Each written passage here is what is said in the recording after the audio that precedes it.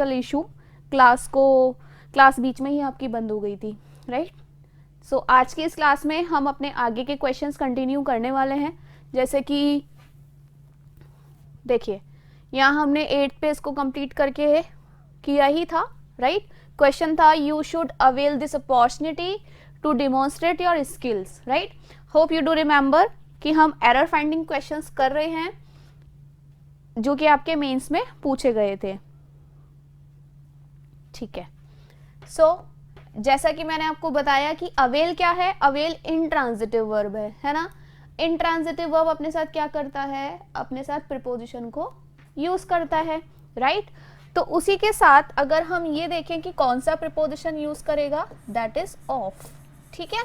So overall we have error in the B option कि भाई you should avail of this opportunity, अर्थात you should take the advantage of this opportunity, ये इस प्रकार का sense रखता है ना। क्योंकि एडवांटेज लेना है अर्थात you have to grab that opportunity, आपको उस अपॉर्चुनिटी को क्या करना चाहिए, ग्रैब करना चाहिए, ठीक है। So now let's continue our class, we should move forward.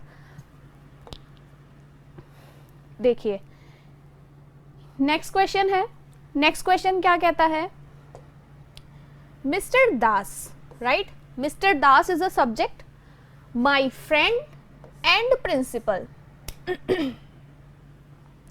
Of this college, किसी कॉलेज की बात कर रहा है। ये दिस जो है इस कॉलेज के लिए डिटरमिनर को यूज किया गया है कि इस कॉलेज का हैव रिटायर्ड, रिटायर्ड हो गए अर्थात रिटायरमेंट हो गया उनका, ठीक है। अब पॉइंट ये है कि अब मेरे से ये पूछता है कि ऑफ दिस कॉलेज में क्या कोई एरर है इस कॉलेज के, तो ऑफ तो मेरा देखा जाए तो पोजीशन वाला प्रीपोजिशन है ही, so I don't have to improve it, मुझे इसे इम्प्रूव करने की नीड नहीं है। एंड प्रिंसिपल, ठीक है, और principal my mister Das my friend and principal, कि मेरा मिस्टर दास जो कि क्या है, मेरे दोस्त हैं और साथ ही साथ क्या है, प्रिंसिपल भी है। प्रिंसिपल किसके हैं, ऑफ दिस कॉलेज, इस कॉलेज के, ठीक है। तो mister Das comma my friend, ये कॉमा लगा करके इसका इंट्रोडक्शन दे रहा है, राइट। नेक्स्ट कहता है have retired, so where is the error. अब देखो स्टूडेंट को, जब वो स्टूडेंट जिसको नॉलेज नहीं है, जिसने इस कॉन्सेप्ट को स्टडी नहीं किया है, वो क्या सोचेगा कि देखो एक तो मिस्टर दास है, ठीक है, एक माई फ्रेंड है और ऊपर से एंड लगा करके एक और सब्जेक्ट ऐड किया गया है जो कि प्रिंसिपल है। तो इसके अकॉर्डिंग तो मुझे कहीं एरर नहीं लग रहा। हैव है प्लूरल वर्ब है, राइट। प्लूरल वर्ब है तो मेरे पास डिफरेंट सब्जेक्ट भी है, दैट्स व्हाई हैव सही है। But the point is that sentence को अगर हम प्रॉपर तरीके से स्टडी करें, तो मैं अगर इसको वापस से स्टडी करती हूं तो ये क्या कहेगा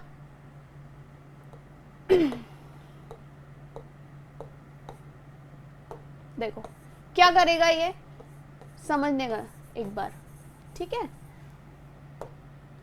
मिस्टर दास माई फ्रेंड, तो मिस्टर दास है कौन, मेरे दोस्त हैं। माई क्या है, डिटरमिनर है, राइट। बट आप देख रहे हो प्रिंसिपल के आगे कोई डिटरमिनर भी नहीं है ना। जब किसी एक नाउन की बात कर रहे हो, है ना, तो वो दोबारा से कोई डिटरमिनर को यूज नहीं करती है। अगर यहाँ पे and the principal, it means principal के लिए उसका एक सेपरेट डिटरमिनर यूज कर दिया होता, तो यहां जाकर के ये भाव देता है कि यहाँ पर कोई दो सब्जेक्ट है, एक है मिस्टर दास जो कि मेरे फ्रेंड है एंड द प्रिंसिपल, और कोई प्रिंसिपल, ठीक है।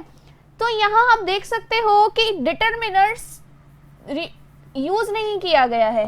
तो जब एक ही सब्जेक्ट की बात कर रहे हो, है ना, और उसी के साथ जिसके साथ यूज हो रहा है डिटरमिनर और इसके साथ डिटरमिनर यूज नहीं किया गया है, सो ओवरऑल ये जो फ्रेंड है ये मिस्टर दास ही है और जो प्रिंसिपल है ये भी मिस्टर दास ही हैं।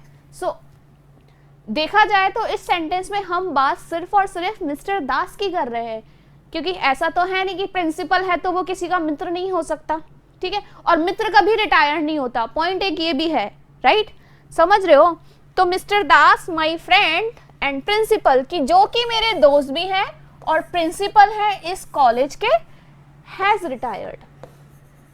ठीक है, सो जो एरर है वो मेरा डी ऑप्शन में आएगा। हम हैव जब एक्सेप्ट करते जब मेरे पास कोई दो नाउन होते, ठीक है, और वहीं उन दोनों नाउन को सेपरेट करने के सेंस में दोनों का एक सेपरेट डिटरमिनर यूज किया गया होता। Let's move to the next question.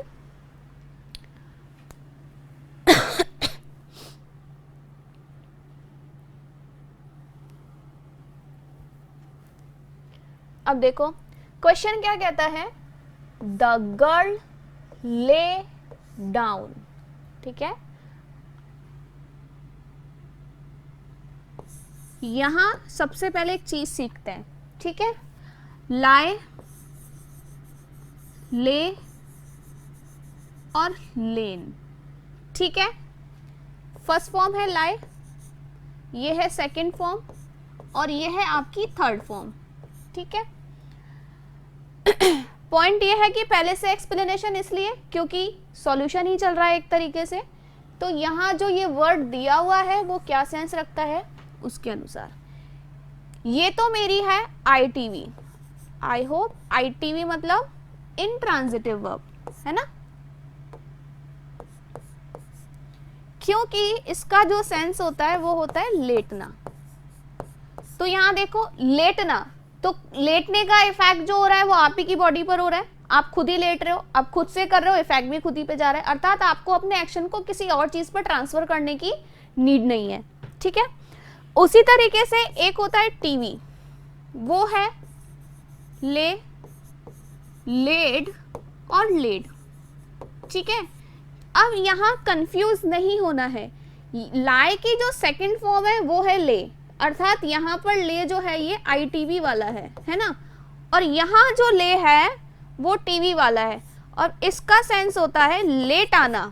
अब जैसे देखो मैंने बोला लेट आना है या बिछाना है, तो यहाँ पे मुझे कहीं ना कहीं ऑब्जेक्ट तो चाहिए होगा, राइट, क्योंकि मैंने बोला बिछाना, तो बिछाने के लिए यानी बिछाने का जो एक्शन है उसे आपको किसी पर ट्रांसफर करना पड़ेगा, जैसे चादर बिछाना, किसी व्यक्ति को लिटाना, तो यहाँ पे लेटा किसको रहे हो, किसी और को, आपका एक्शन ट्रांसफर हो रहा है। Overall we need an object, but यहाँ पे लेटना वाले सेंस में हमें ऑब्जेक्ट की नीड नहीं है ना, यहाँ हमें ऑब्जेक्ट का नीड नहीं है। तो ये जो है ये आपकी सेकंड फॉर्म है, यहाँ पर किसकी है, इस आईटीवी की। ठीक है, द गर्ल ले डाउन, क्योंकि गर्ल को किसी ने लिटाया नहीं, गर्ल ने खुद से ही लेटा। ठीक है, the girl lay down on the bed, कहाँ लेटी, बेड पे, बिसाइड्स हर मदर, अपनी बिसाइड्स हर मदर। ठीक है, एंड वेंट टू स्लीप, और क्या हो गया, एंड वेंट टू स्लीप अर्थात और सो गई। अब एरर पूछता है ऑन द बेड, देखो बेड पर सोने के लिए तो इट इज ऑब्वियस कि ऑन प्रीपोजिशन को ही यूज किया जाएगा। ठीक है, वहीं अगर द गर्ल ले डाउन बोलूं तो गर्ल ले डाउन, अगर मैं किसी वाक्य को अर्थात किसी भी सेंटेंस को if I convey, so of course whatever I am going to convey it has happened, घटित हो चुका है, तो वो ही टाइम जो है वो मेरे लिए तो पास्ट बन गया बताते वक्त। तो सेकेंड फॉर्म तो एग्जैक्टली इट इज राइट। भाई अगर मैं किसी हैबिचुअल एक्शन की बात करूं या इस सेंटेंस में मैं ये बताऊं कि भाई अक्सर ही ऐसा लड़की अक्सर ऐसा करती है, तो मैं उसको प्रेजेंट सिंपल में रख सकती हूँ। ठीक है, ये तो सही है ना। बिसाइड्स हर मदर, तो यहाँ पे अगर मैं बात करूं तो बिसाइड्स का यहाँ क्या सेंस निकल रहा है वो देखो, देयर आर टू वर्ड्स, दो वर्ड्स होते हैं, या आई होप ये ले लेन वाला आपको क्लियर हो गया होगा।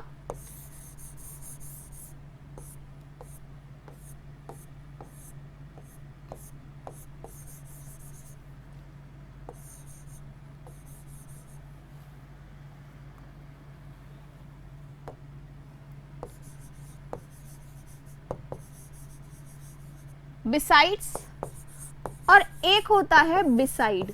ठीक है, अब मैं यहां आपको इन दोनों का ही सेंस समझा देती हूं।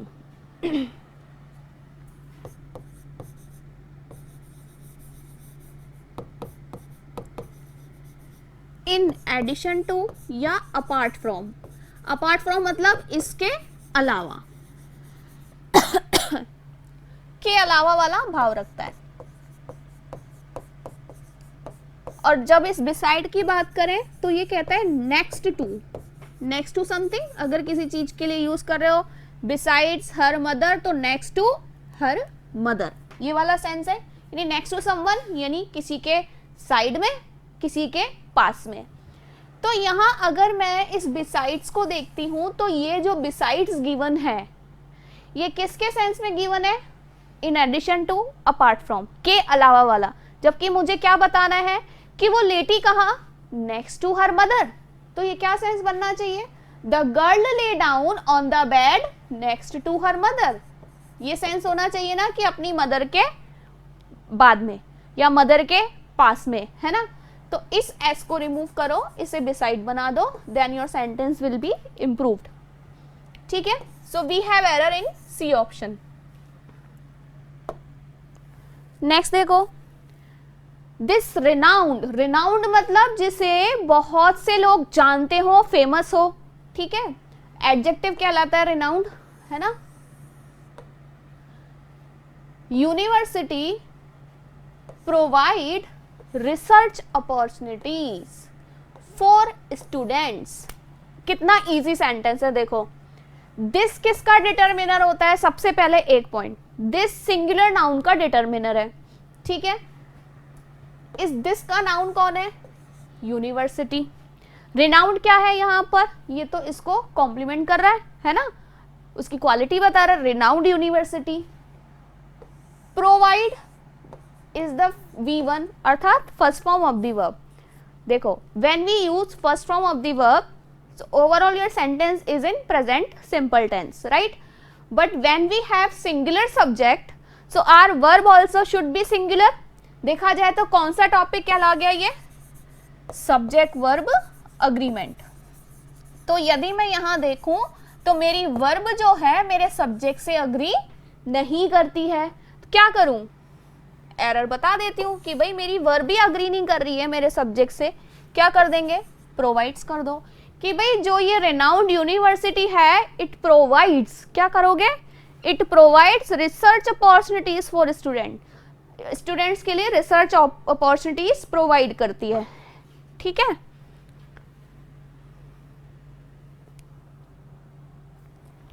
अच्छा नेक्स्ट क्वेश्चन देखो, कहता है I will spend, no error, I will spend 3 word system के अनुसार देखें तो विल है, so we have to use first form.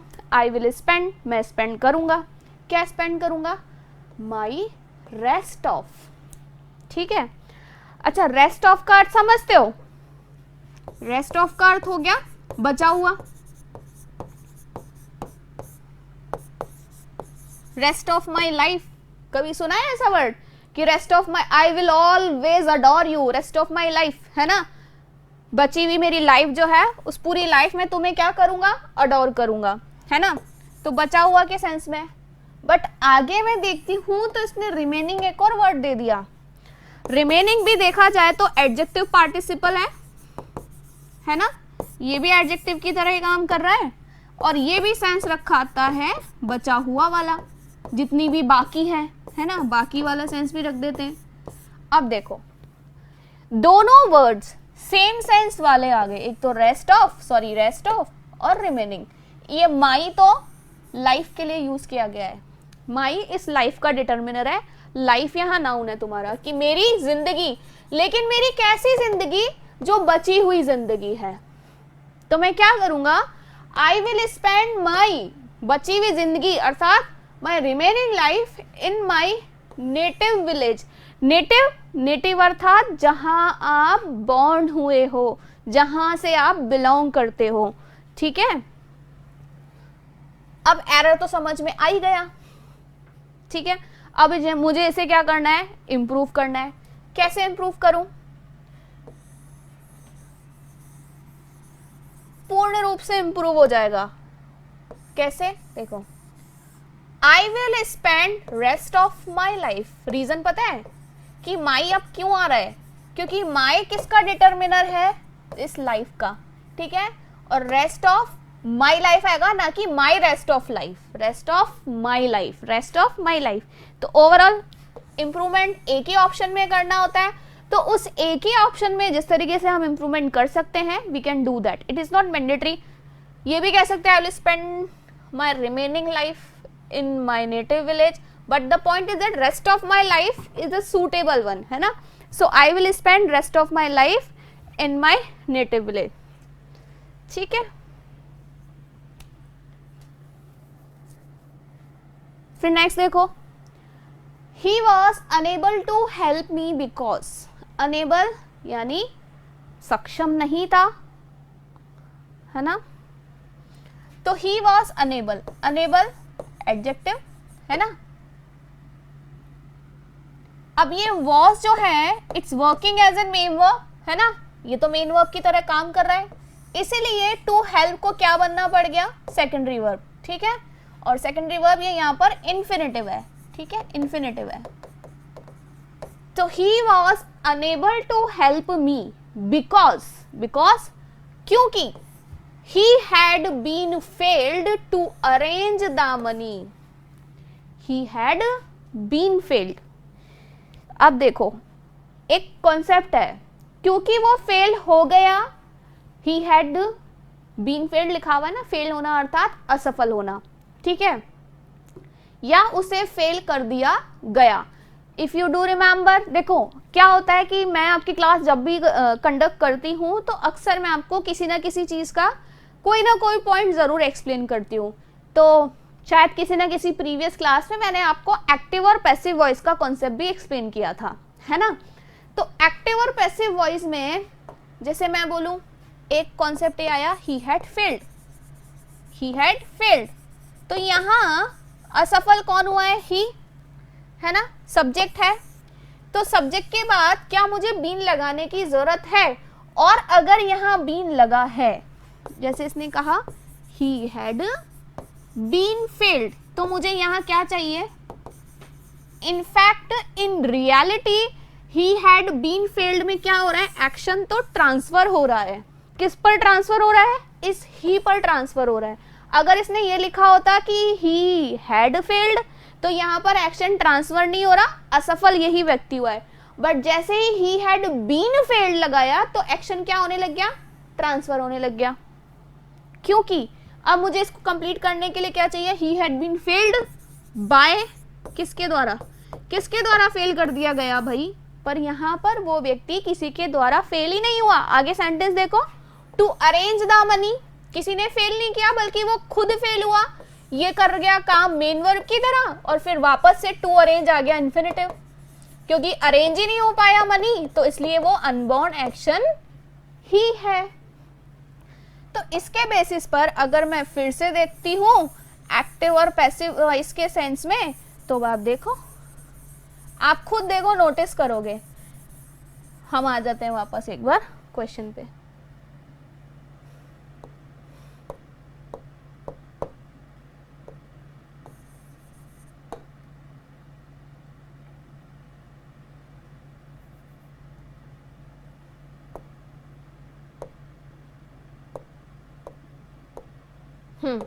देखो यहां हम आते हैं इस पे, तो देखो यही बताया था आपको मैंने अपनी क्लास में कि बीन जो यूजुअली आप यूज कर रहे हो थर्ड फॉर्म के साथ, बीन का अगर देखा जाए तो कौन सी वर्ब है, बी वर्ब है, बी वर्ब की थर्ड फॉर्म के रूप में काम कर रही है। देख लो हेड के बाद यूज किया जा रहा है ना, तो हेड के बाद, हैव के बाद थर्ड फॉर्म ही यूज होती है, पर है किसकी, बी की, और फिर उसी बी के बाद आप दूसरी जो वर्ब यूज करोगे, चाहे आपका बी किसी भी फॉर्म में आ जाए, चाहे आईएनजी फॉर्म में यूज करो, बीइंग यूज करो, है ना, चाहे बी यूज करो, चाहे बीन यूज करो, अपने बाद थर्ड फॉर्म लेता है। लेकिन कौन से केस में, सिर्फ और सिर्फ पैसिव वॉइस के केस में।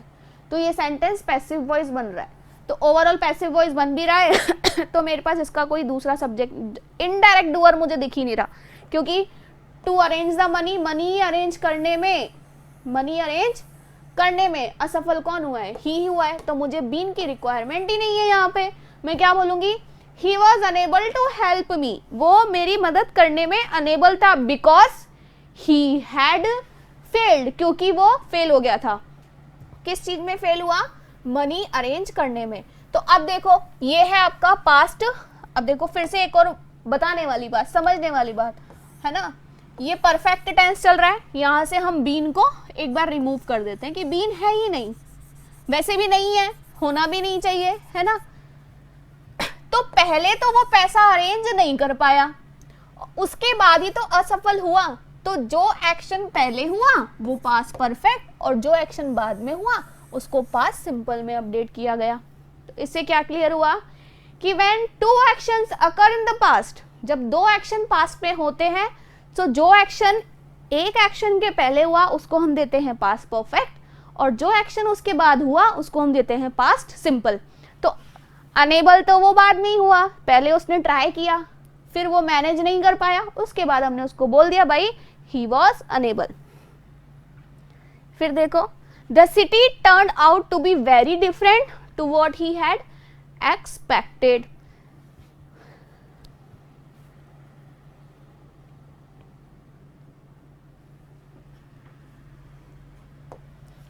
The city turn out, turn out का मतलब होता है प्रेजेंटेड, किसी रूप में प्रस्तुत होना, है ना।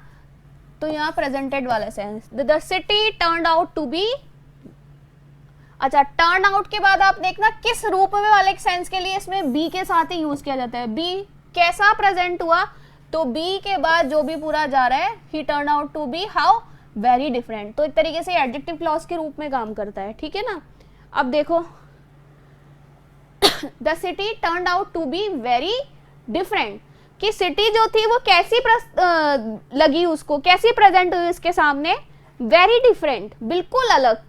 बिल्कुल अलग किस भाव में? वॉट ही हैड एक्सपेक्टेड, जैसा कि उसने उम्मीद किया था। अब जैसे कि आप कहीं पे विजिट करते हो, आपने बहुत सुना किसी प्लेस के लिए या किसी सिटी के लिए किसी व्यक्ति से, नाउ यू आर इम्प्रेस्ड, आप इम्प्रेस्ड हो एंड यू आर एक्साइटेड, बहुत ज़्यादा एक्साइटेड हो, but when you visit there, जब आप वहाँ विजिट करते हो and that place is not up to the mark, आपको एग्जैक्टली जो आप सुन के, जैसा भी सोच के या जैसा भी समझ के आए थे, तो आपके अंदर ऑटोमेटिकली एक्सपेक्टेशंस क्या होती है, जनरेट हो जाती हैं, अरे यार बहुत अच्छा होगा। बट जब आप वहाँ विजिट करते हो तो कोई भी चीज़ या कोई भी प्लेस या कोई भी सिटी आपकी एक्सपेक्टेशन के अनुसार नहीं है, तो एक्सपेक्टेशन आपने क्या रखा, पहले रखा, विजिट आपने बाद में किया, तो प्रेजेंट आपके सामने वो बाद में ही हो रही है। तो देखो व्हाट ही हैड एक्सपेक्टेड तो मुझे सही लग रहा है ना, ही हैड एक्सपेक्टेड तो मुझे सही लग रहा है, इसमें मुझे कोई एरर नहीं दिखता, क्योंकि उम्मीद मैंने पहले ही करा, एक्सपेक्ट मैंने पहले ही करा। चलो, टर्न आउट का अर्थ मैंने बता ही दिया, तो it is obvious turn out V2 के रूप में काम कर रहा है, यहाँ पे पास्ट परफेक्ट, यहाँ पर पास्ट सिंपल, यहाँ भी ठीक है। आगे बढ़ो, to be very, very different भी ठीक है, बहुत अलग, डिफरेंट एडजेक्टिव का काम कर गया और वेरी एडवर्ब का काम कर गया, है ना। और ये टू बी देखा जाए तो ये एक तरीके से सेकेंडरी वर्ब का काम कर ही रहा है। अब कौन है गलत? What I expected, what he had expected, जो उसने एक्सपेक्ट किया, ये तुम्हारा रिलेटिव प्रोनाउन, ये भी ठीक है। गलत कौन है? गलत है ये टू, क्योंकि डिफरेंट अपने साथ डिफरेंट एडजेक्टिव है,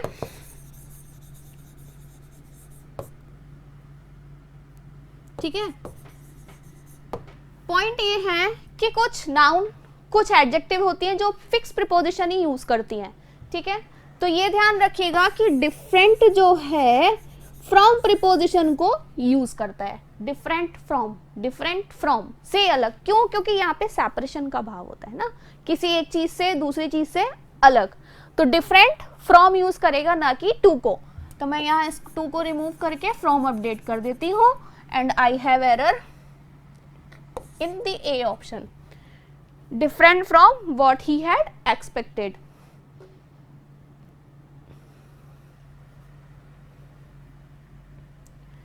Next देखो, his son-in-laws have enhanced his business within a short period. Short period मतलब कम समय में, within भीतर, मतलब कम समय के अंदर अंदर, ठीक है। एनहेंस मतलब बढ़ाना,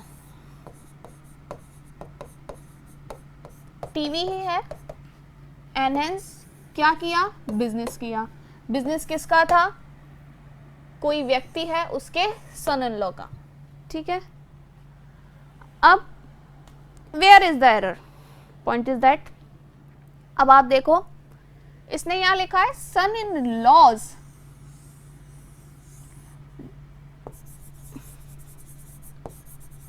आपने पढ़ा होगा ब्रदर इन लॉ, ठीक है, सिस्टर इन लॉ। अब पॉइंट ये कि अगर मैं यहां पर कंसिडर करूं तो मेजरली मेरे नाउन कौन है, ये और ये। वहीं जब प्लूरल करने की बारी आएगी तो मैं प्लूरल करूंगी किसको, मेरी नाउन्स को ही, ब्रदर्स इन लॉ और सिस्टर्स इन लॉ। लॉज में नहीं चेंज करेंगे, चेंज करेंगे हमारे नाउन में। तो यहाँ पर क्या है मेरा error, in A option, son in laws की जगह सन्स इन लॉ होगा। नाउन को प्रोनाउन मतलब नाउन को प्लूरल ये करेंगे, इस नाउन को प्लूरल किया जाता है, ना कि इसको। क्यों, अगर अब मैं यहाँ पर देखूं सन इन लॉज, तो मेरा सन जो है वो तो है ही सिंगुलर, बट मैं तो एक से ज्यादा की बात कर रही हूं, तो यहां पर क्या हो जाना चाहिए, sons in law. He went to the bed with a slight fever। देखो यहां क्या एरर लगता है, he went पास्ट की बात कर रहा है, ठीक है कोई दिक्कत नहीं है। स्लाइट मतलब थोड़ा सा कम, है ना, तो एडजेक्टिव की तरह काम कर रहा है, फीवर इसका नाउन है, ठीक है। स्लाइट को आप माइल्ड भी बोल सकते हो, स्लाइट को आप माइल्ड भी बोल सकते हो, ठीक है। विद तो नीड है ही, अगर मैंने यहां से विद रिमूव किया तो he went to the bed a slight fever. Bed और फीवर के बीच में क्या जरूरी है, ये भी नाउन और ये भी नाउन, तो दोनों नाउन के बीच में बिछाने के लिए सामंजस्य, दोनों के बीच में रिलेशन के लिए हमें विद चाहिए ही चाहिए, और विद इज ओके। अब दूसरा पॉइंट ये है, आपने आर्टिकल्स पढ़े होंगे ए, एन और दी, ठीक है। जब हम ए और एन और दी को समझते हैं तो a is usually used with the singular noun with the consonant sound, right. Second an is used, अच्छा ए और एन वहां भी यूज होते हैं जब आपका नाउन आपके लिए अननोन हो, ठीक है। थर्ड पॉइंट आता है दी का, राइट। ये आपका यूजुअली जब यूज होता है जब कोई चीज, किसी स्पेसिफिक चीज की बात करो, राइट, एक तो यूज ये हो गया, और किसी यूनिक एंटिटी की बात करो, वो चीज हो गया, ठीक है। और नेक्स्ट जब कोई चीज देखी सुनी सी, अर्थात जिसके बारे में ऑलरेडी चर्चा हो चुकी हो, उसकी बात करते हैं।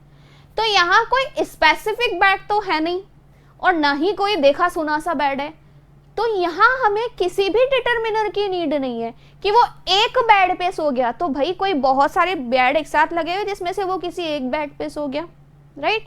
सो overall we do not require any article और you can say any determiner here. तो मैं क्या बोलूंगी, ही वेंट टू बेड, कि भाई वो बिस्तर पे गया with a slight fever, so we do not need the here, so we have error in the A option.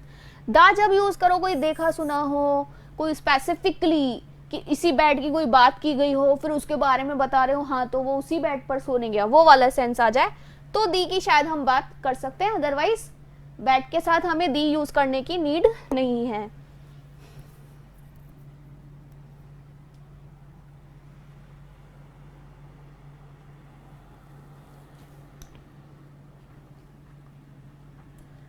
See your next question.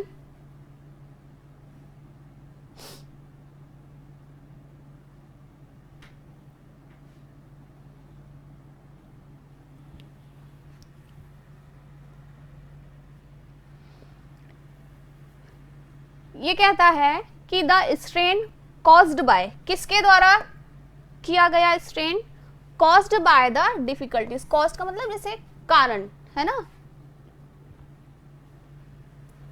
Difficulties and anxieties. Difficulties यानी थोड़ी कट विद डिफिकल्टीज, कठिनाई वाला सेंस, कठिनाइयों वाला, है ना। और anxieties मतलब जो बेचैनी होती है लोगों को, वो, ठीक है। और स्ट्रेन का अर्थ क्या है वो देखो, एक प्रेशर नहीं क्रिएट होता,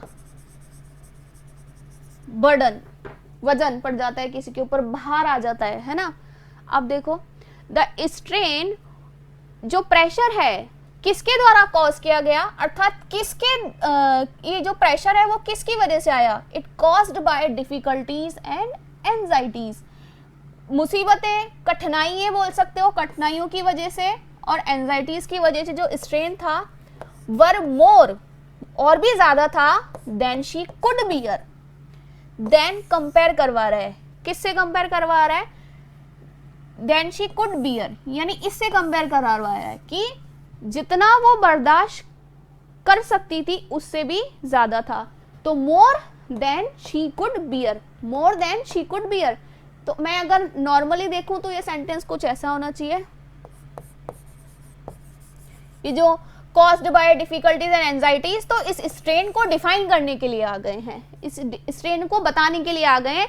कौन सा स्ट्रेन, जो डिफिकल्टीज और एंजाइटीज के द्वारा कॉज किया गया, अर्थात कारण बना, है ना, के कारण।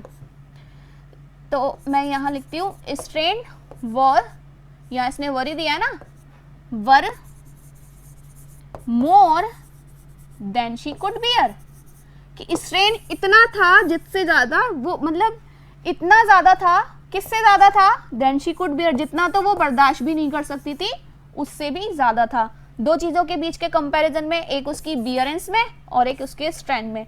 उसका स्ट्रेन तो ज्यादा था और उसका जो बियर लेवल था, बर्दाश्त करने का लेवल था या टॉलरेंस लेवल था, वो कम था, ठीक है। तो दैट इज वाई दो चीजों के बीच में कंपैरिजन हो रहा है, तो मोर देन अर्थात कंपैरेटिव फॉर्म को यूज किया गया। अब मैंने क्या किया, सिर्फ इसको हटा दिया, ये तो पूरा का पूरा क्या कर रहा है, इस स्ट्रेन को डिफाइन कर रहा है कि भाई ये जो स्ट्रेन है किस वजह से था, स्ट्रेन डिफिकल्टीज और एंजाइटी की वजह से, ठीक है। इस पोर्शन को मैंने हटाया। So now the point is that we are not talking about difficulties और एंजाइटी। हम इस सेंटेंस में डिफिकल्टीज और एंजाइटीज की तो बात ही नहीं कर रहे हैं, हम बात कर रहे हैं इस प्रेशर की, है ना, इस स्ट्रेन की। तो मेरा नाउन कौन है यहाँ पर, अर्थात अगर नाउन छोड़ो, मैं बात करती हूँ कि भाई बताओ मेरा सब्जेक्ट कौन है, मैं डिफिकल्टीज की बात कर रही हूँ कि मैं एंजाइटीज की बात कर रही हूँ, या मैं इन रियलिटी अपने स्ट्रेन की बात कर रही हूँ। So overall my subject is strain here. ये सब्जेक्ट वर्ब अग्रीमेंट का टॉपिक हो गया है। तो यहाँ आपको अपने सब्जेक्ट को आइडेंटिफाई करना है और उसी के अनुसार अपनी वर्ब को यूज करना है। तो क्या बना, मैंने यहाँ पे वर इसलिए ही लिखा क्योंकि अगर मैं यहाँ पर वापस से वॉज लिख देती, मतलब मैं राइट वे में वॉज लिख देती, तो आप पहले ही देख लेते। बट जो स्टूडेंट समझदार हैं उन्होंने खुद ने देखा होगा कि मैम ने तो लिखा द स्ट्रेन, अगर स्ट्रेन लिखा है, सिंगुलर नाउन लिखा है, तो यहाँ पर भी सिंगुलर वर्ब होना नेसेसरी है, ठीक है। तो मेरा जो एरर जाता है वर के साथ जाता है, और वर कहाँ गिवन है,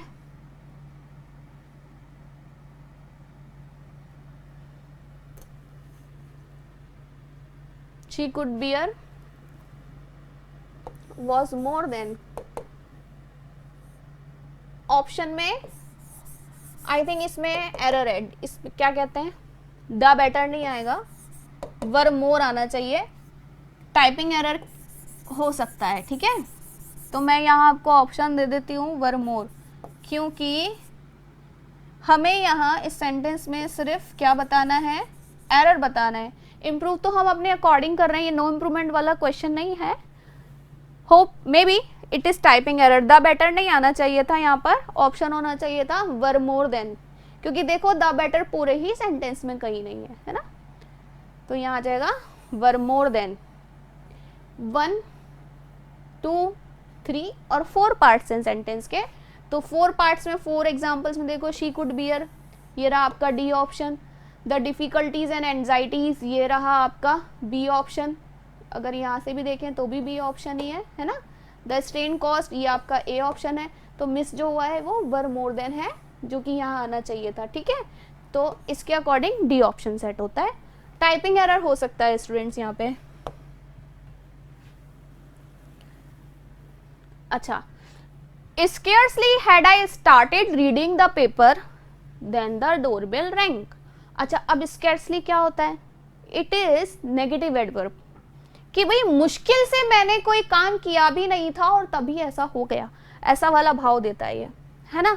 तो scarcely had I started reading the paper.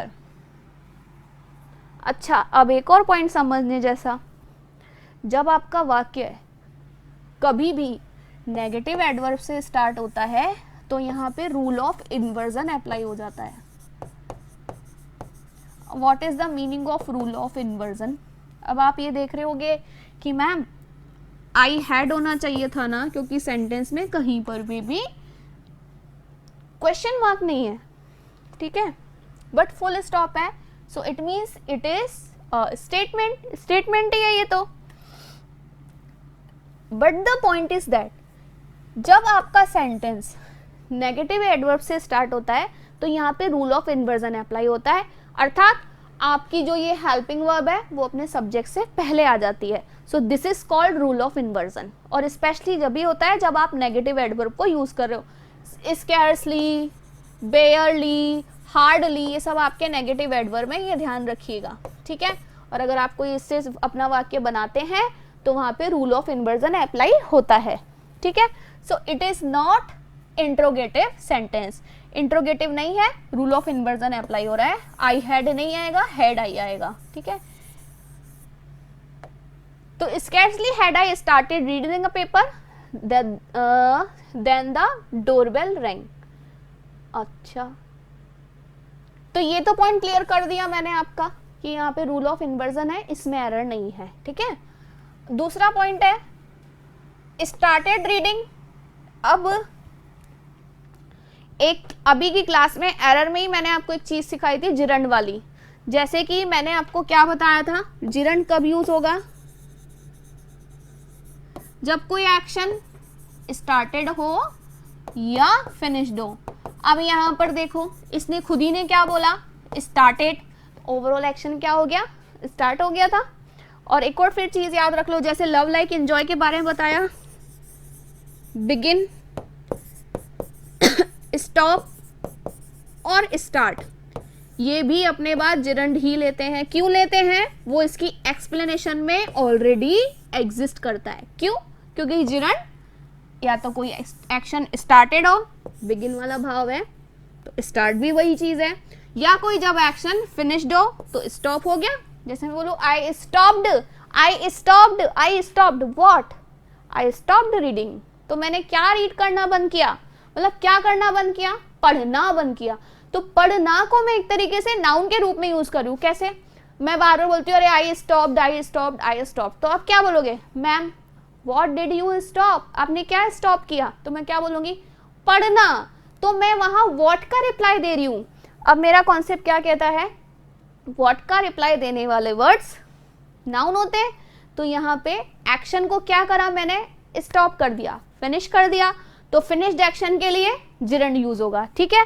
तो उसी प्रकार से जो ये आपकी वर्ब्स है जो स्टार्ट और फिनिश का भाव रखती हैं, इसके लिए भी आप जिरंड ही यूज करोगे। तो ये कंफ्यूज नहीं होना है यहाँ भी, ठीक है, ये भी ठीक है, द पेपर ये भी ठीक है। पॉइंट ये है देन में, गलती कहाँ है, देन में, और देन मेरा कहाँ है, यहाँ ए ऑप्शन में। अब क्यों गलती है, देखो मैं अपने इस वाक्य को एक बार हिंदी में आपको बताती हूँ, फिर आपको खुद समझ में आएगा कि इन रियलिटी तब का सेंस है या जब का सेंस है, ठीक है। देन तो तब का भाव रखेगा और जब के लिए आएगा व्हेन। अब मैं कह रही हूँ कि यहाँ मैं देन नहीं आने दूंगी, मैं तो व्हेन ही लाऊंगी। देखो कि मैंने मुश्किल से पेपर पढ़ना शुरू भी नहीं किया था जब क्या हुआ, डोरबेल बजी।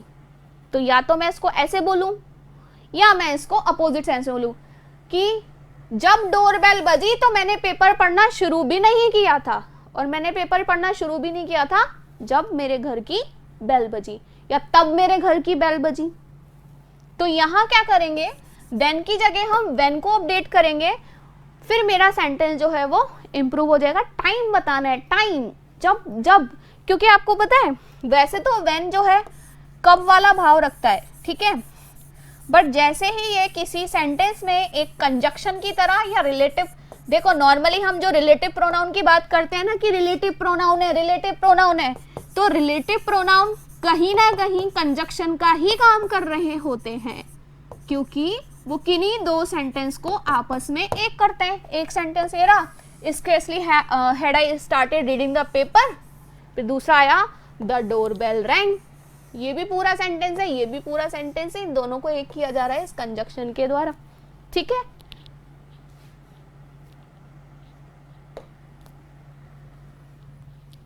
नेक्स्ट क्वेश्चन देखो, we yet have time to catch the बस।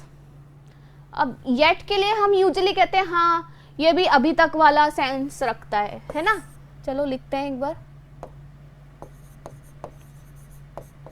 पर आपने यूजुअली देखा है कि हम येट यूज कब करते हैं? जैसे आपने किसी से पूछा अरे आपने खाना खा लिया, नो नो नॉट येट, आप बोलते हो नॉट येट, ठीक है।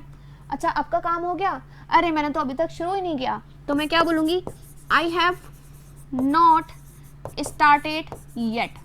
तो ओवरऑल आप देख रहे हो कि येट यूज कहाँ हो रहा है, अब तक के सेंस में यूज तो हो रहा है, लेकिन मेजरली यूज होता है नेगेटिव वाले सेंटेंसेस में, ठीक है। But the point is that कि this sentence is not in negative form, ठीक है, नेगेटिव है ही नहीं। सो मैं यहाँ इसको इम्प्रूव कैसे करूं, क्योंकि अब देखो ये हैव क्या काम कर रहा है, मेन वर्ब का। अब बोलोगे कैसे मैम, हैज हैव तो मेरी हेल्पिंग वर्ब होती है, नहीं। देखो जैसे मैं बोलूं I have time, I have pen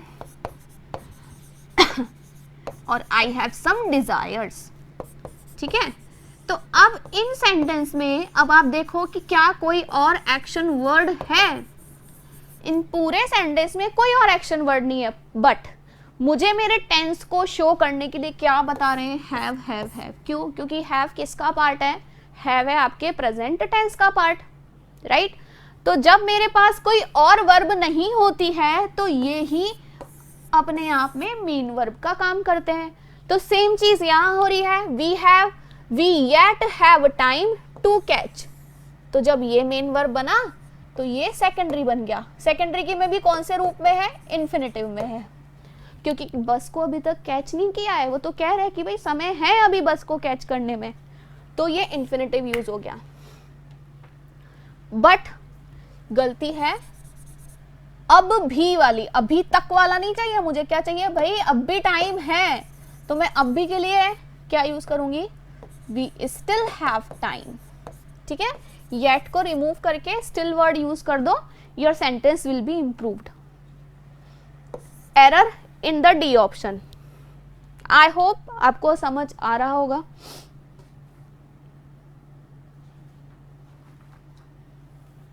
next देखो, हाँ ये कहता है कि the allies of the government decided to withdraw all support. Withdraw करना मतलब निकाल लेना, जैसे पैसा भी आप बैंक से क्या करते हो, निकाल लेते हो, तो यहां से उन्होंने अपने सपोर्ट को क्या किया, हटा लिया एक तरीके से, है ना। तो देखो ये कहता है the allies of the government decided. अच्छा अब एक चीज सीखने जैसी, देखो पहले सीखने जैसी चीज, then will continue to our question. एक आपकी वर्ब होती है डिसाइड, एक आपकी वर्ब होती है प्लान, एक आपकी वर्ब होती है वांट, ठीक है। अब मैं अगर डिसाइड की बात करती हूँ, ठीक है भाई, आई डिसाइड, तो जब मैं डिसाइड कर रही हूँ तो मैं किसी काम को करने के लिए निर्णय ले रही हूँ, अर्थात अभी काम किया नहीं है, ठीक है। उसी रूप से प्लान की बात करूं, किसी काम को करने का प्लान करते हैं, तो हम जब प्लान कर रहे हैं तो प्लान तो जब ही कर रहे हैं जब काम किया नहीं है। तो यहाँ पर भी जिस भी काम को करने के लिए प्लान कर रहे हो वो काम हुआ नहीं है। जैसे मॉर्निंग में आपकी जो प्रीवियस बैच में हम करवाए थे एरर के, वांट बताया था, डिजायर रख रहे हो, किसी काम को करना चाह रहे हो, तो जब करना चाह ही रहे हो तो ओवरऑल पॉइंट है कि अभी तक वो काम हुआ नहीं है ना। तो इन सभी के बाद आपको 2+V1 यूज करना है, जैसे इसने किया डिसाइडेड टू विड्रू, ठीक है। अच्छा, अब तो गलती तो एक ही बार में पकड़ में आ गई, इजी हो गया। टू के बाद मैम ने खुद ही ने लिख दिया विड्रू, क्योंकि प्रीवियस क्लास में वापस से ये वाला सेंस आया था, ड्रॉ, ड्रू और ड्रॉन। तो यहाँ टू के बाद क्या आना चाहिए, ड्रॉ, राइट, यही होना चाहिए। सिंपल है, यही एरर है, क्योंकि टू के बाद सेकेंड फॉर्म कभी यूज नहीं होती। तो आई हैव एरर हेयर। अब पॉइंट आया, what is the meaning of allies. अगर हम इनकी बात करें तो ये है, आपने देखा है कि अक्सर क्या होता है, गवर्नमेंट सपोर्ट होता है जो अदर कंट्रीज को भी, कुछ कंट्रीज होती हैं जो एक क्राइसिस के टाइम पर, है ना, दूसरे कंट्री की हेल्प करती हैं, है ना। तो एलीज जो है ये वही कंट्रीज हैं जो क्या कर रही हैं, सपोर्ट कर रही हैं। जैसे कि देखो ally means a country that has agreed to help and support. तो मैं इसके आपको सिंगुलर फॉर्म में बता देती हूँ, है ना। ये देखो, ये है a country that has agreed to help and support another country. तो यहाँ पे एक से ज्यादा कंट्री है मेरे वाक्य में, तो वो क्या कह रहा है कि जो कंट्रीज हैं जो अग्री हो गई थी सपोर्ट करने के लिए, हेल्प करने के लिए, है ना, in case of a war, यानी कि क्राइसिस, वॉर, बुरी परिस्थिति, वॉर के समय में जो सपोर्ट करने के लिए एक देश दूसरे देश के लिए जब खड़ा हो जाता है, बट उन्होंने क्या कर दिया, दे डिसाइडेड टू, क्या डिसाइड किया है, विथड्रू देयर सपोर्ट, कि भाई हम अपना सपोर्ट क्या कर रहे हैं, खत्म कर रहे हैं, निकाल रहे हैं हम अपना सपोर्ट।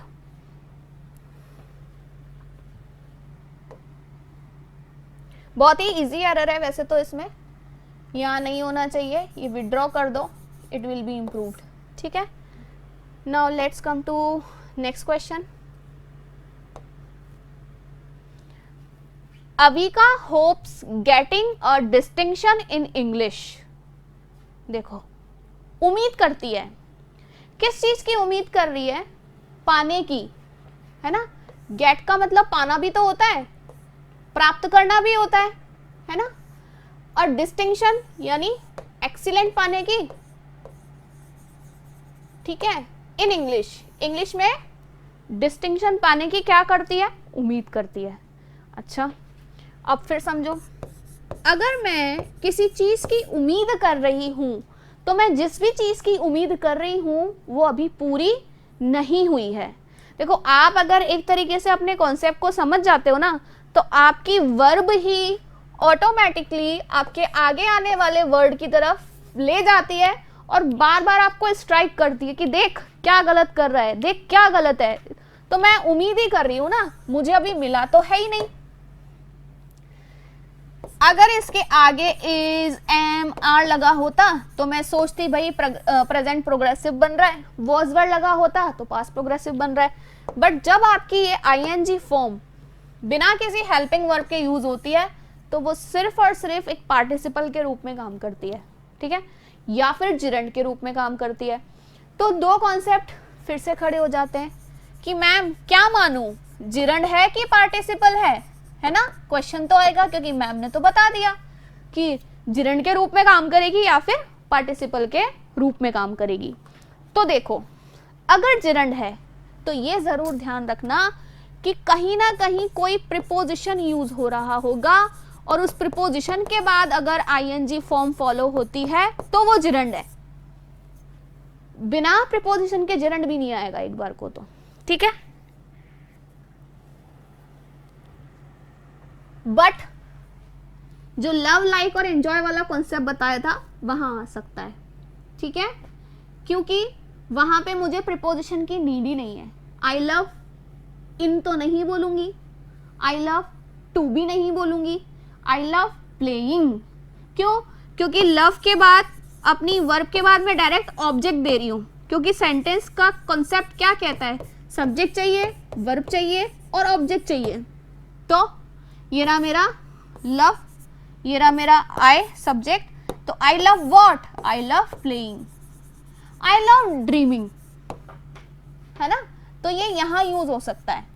बट कहीं पर प्रीपोजिशन आ गया और फिर आप वर्ब रख रहे हो, तो वहां गलती है, ठीक है ना, उस प्रीपोजिशन के बाद जिरंड आएगा। तो दोनों कॉन्सेप्ट देख लो, एक तो प्रीपोजिशन के बाद और किसी वर्ब के बाद अगर आपको लगता है कि हाँ यहाँ तो जिरंड ही आना चाहिए वो, ठीक है। अब पार्टिसिपल की बात करें, पार्टिसिपल दो टाइप के होते हैं। पार्टिसिपल एक हो गया आपका एडवर्ब पार्टिसिपल और एक हो गया आपका एडजेक्टिव पार्टिसिपल।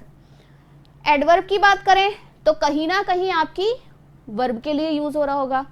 एडजेक्टिव की बात करें तो कहीं ना कहीं वो किसी ना किसी नाउन के लिए यूज हो रहा होगा। कैसे, वो देखो,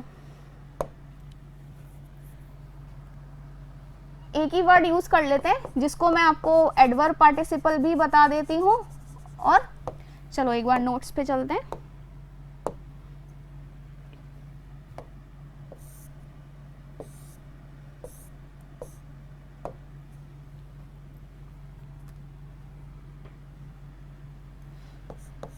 I saw a running tiger, है ना। बहुत ही इजी ही एग्जाम्पल है, दैट्स वाई मैं यूजुअली ये वाला एग्जाम्पल प्रेफर करती हूँ ताकि समझने में बहुत इजी हो जाता है, ठीक है। और वहीं एक मैं एग्जाम्पल लिख देती हूँ,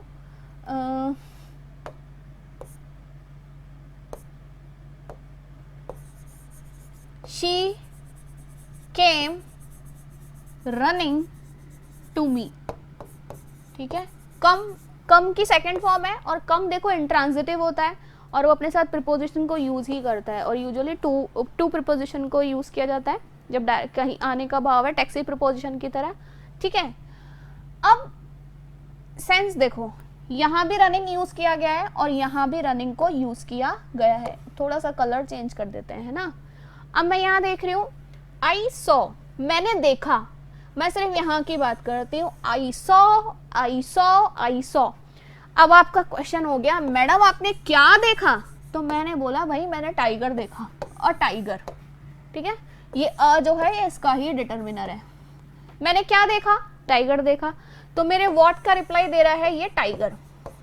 नाउ अब मैं एक और चीज कह रही हूं, रनिंग, तो जो ये रनिंग वर्ड है ये मेरे देखने के लिए यूज हो रहा है या मेरे इस टाइगर के लिए यूज हो रहा है? टाइगर के लिए यूज हो रहा है ना, टाइगर की क्वालिटी बता रहा है। तो जब नाउन के लिए यूज हो रहा है तो ये तुम्हारा है एडजेक्टिव पार्टिसिपल, ठीक है।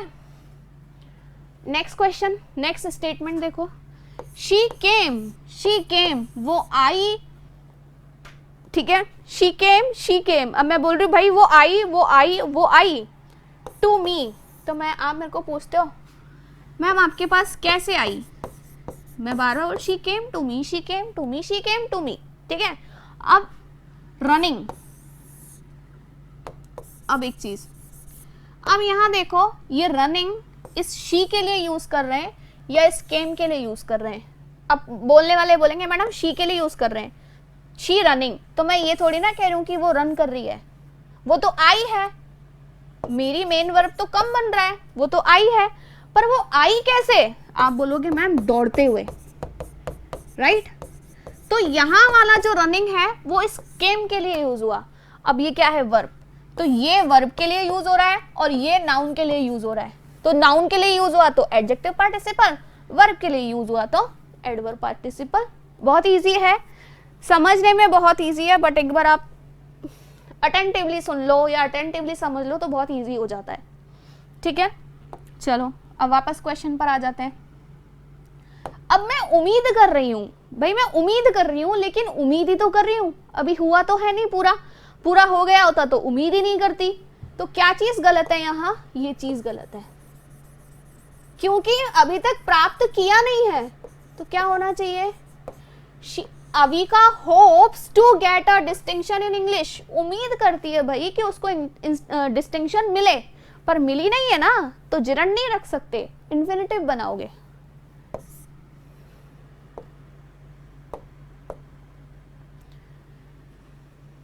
द बस ब्रोक डाउन का मतलब खराब हो जाना, है ना। Because we had to walk some distance, कितना फनी सेंटेंस है अगर मैं इसको देखूं। कहता है कि the bus broke down, because क्या सेंस रखता है, क्योंकि, बिकॉज क्या सेंस रखता है, क्योंकि वाला। फनी इसलिए ही लगा भाई, बस ब्रोक डाउन इसलिए हुई क्योंकि हमें पैदल चलना पड़ा कुछ डिस्टेंस पे। फनी है, अगर आपको पैदल चलना पड़ेगा तो इस वजह से बस थोड़ी ना खराब होगी, बस के खराब होने की वजह से आपको पैदल चलना पड़ा, राइट। तो यहाँ बिकॉज की रिक्वायरमेंट नहीं है, या तो आप यहाँ पे क्योंकि की जगह इसलिए का भाव लगाओ। बस खराब हो गई इसलिए हमें कुछ डिस्टेंस तक वॉक करना पड़ा। ये हैड टू यहाँ पर पास्ट परफेक्ट नहीं बना रहा है, ये हैड टू आपको पड़ा था वाला यानी कि मॉडल है। आई हैड टू गो, मुझे जाना पड़ा। वी हैड टू वॉक, हमें चलना पड़ा, है ना। पड़ा था या पड़ा के भाव में। तो बिकॉज की जगह क्या कंजक्शन यूज होना चाहिए, the bus broke down so we had to walk some distance, इसलिए हमें कुछ डिस्टेंस पे या कुछ डिस्टेंस तक वॉक करना पड़ा, इसलिए फनी था, बस और कुछ नहीं। Next question. This is the album. The album मतलब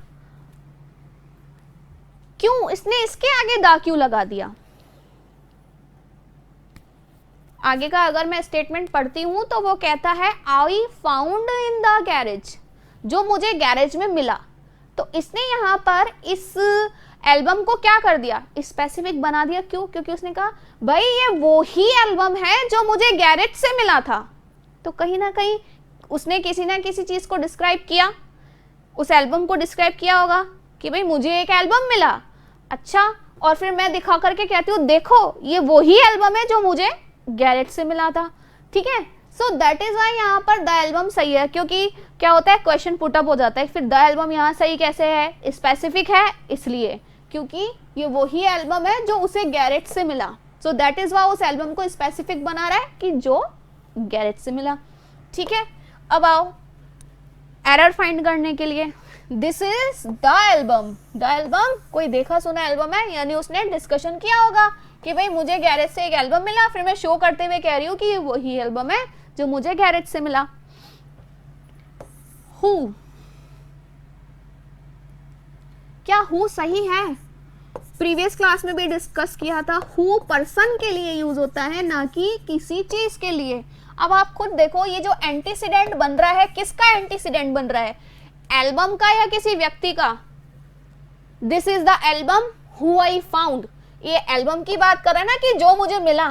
तो एंटीसीडेंट कभी भी आई का तो है नहीं, अगर आई का होता तो कहीं ना कहीं उसके बाद के लिए यूज होता और आई यहाँ पर सब्जेक्ट बनता, ठीक है। या कोई पर्सन होता जिसकी हम बात करते उसके लिए हम हु को यूज करते। तो यहाँ हु जो है वो किसका एंटीसीडेंट है, एल्बम का। But album is not a person, तो क्या बोलूं, विच आई फाउंड, विच चीज के लिए यूज होता है ना कि हु। तो मुझे यहाँ क्या रखना चाहिए, विच आई फाउंड, जो मुझे मिला था, ठीक है। हु को इंप्रूव करो, we have error in the B option.